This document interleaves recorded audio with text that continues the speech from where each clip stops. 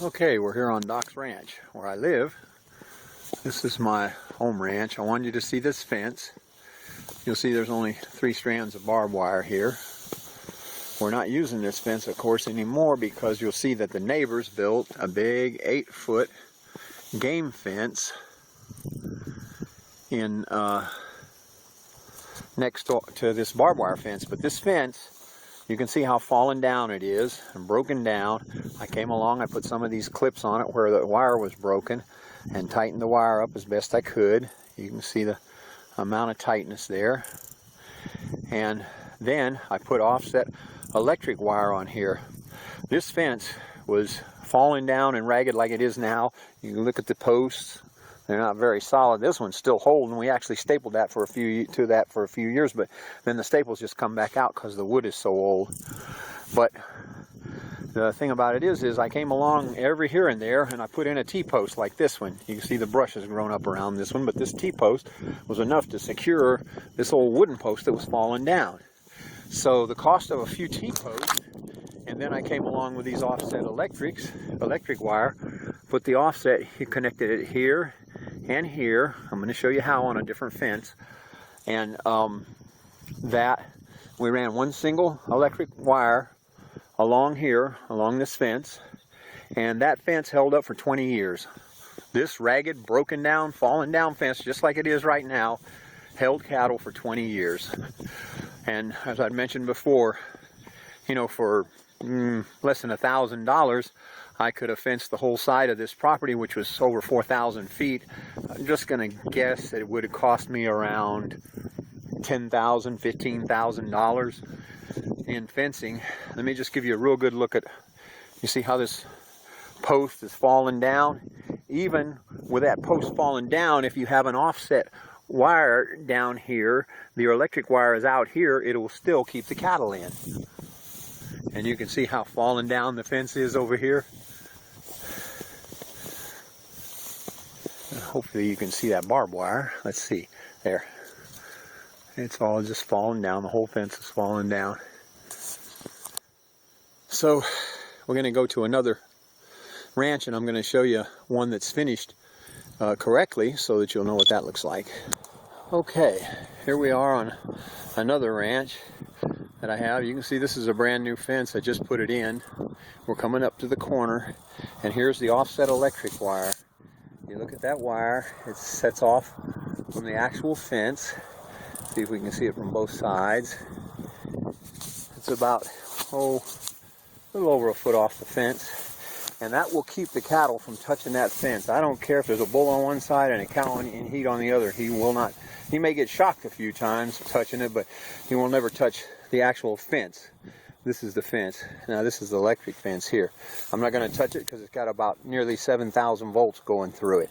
There you can see the clip that I told you about. I call it an offset.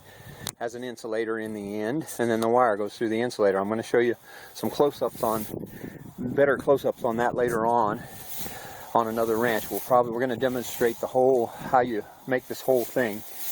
Here's when you get up to a corner, this is what you do. You just get an insulator. You can see that the wire goes through the insulator.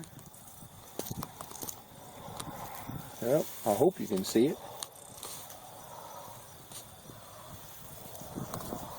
There you go. And then you take another piece of wire and you wire the insulator to the post.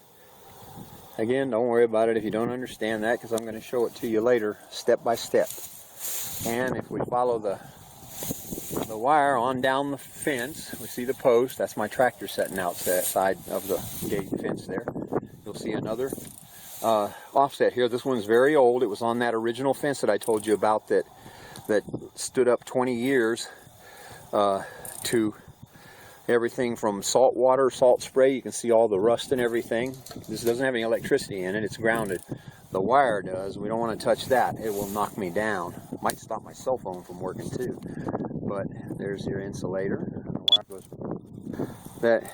You can see that the wire goes right through that little hole in the insulator. Walking on down the fence here. You can see this is a T-post and wood post fence. And the offset wire, when I come to a place where the wire needs to be tied to another piece of wire, just wire it together. I'll show you how to do that where it's pretty safe. You don't have to spend a lot of money on connectors. This can actually end up being relatively inexpensive compared to building a new fence. These little plastic fence posts, basically, that help you set your fence and keep the wire from falling too far. This way you don't need as many offsets. You set one of those between each offset. Here we have our offsets about 100 feet apart. Yeah, about 100 feet apart, the offsets, and then we have that little post, that little white post at the 50-foot mark, halfway, and you can see it keeps that wire nice and straight on there. You may be asking yourself, why is there so much grass around that? Well, I have cattle in this pasture. That's what it's for, is to have grass for them to eat, so I don't have to buy hay. Okay. This is a little 5-acre plot, which is for sale, by the way. We're asking $75,000 for it. Maybe I could scan it for you real quick. It's a nice little place. We're going to be going into the sun here, so.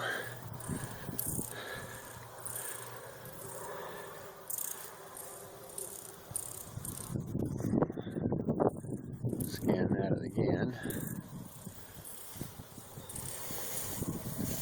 And we go on up to the corner. See how the offset works.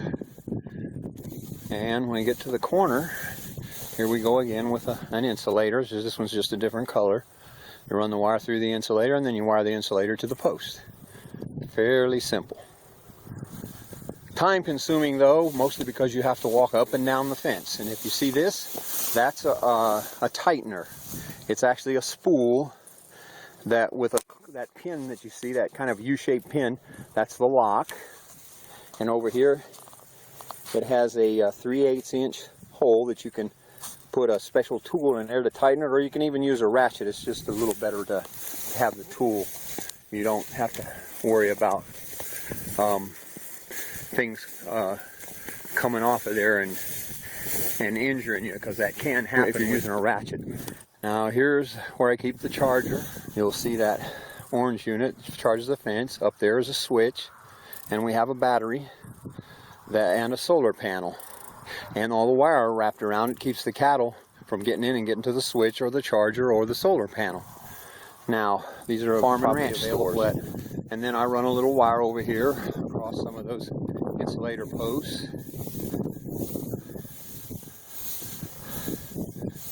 Up to the offset wire on the fence, which goes down that way to the corner and down that way to the corner, a total of about 1,200 feet.